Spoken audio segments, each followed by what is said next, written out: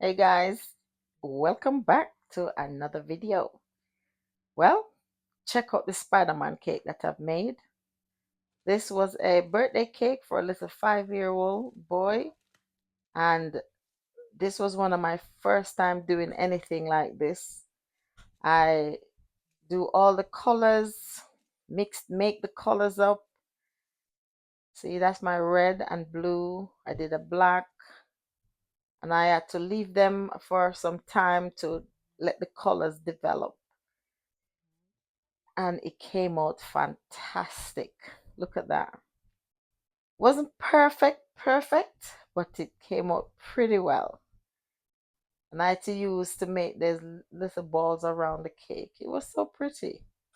Thank you guys for watching. Remember to like, share, and subscribe to my channel for more meal ideas and cakes. Thank you.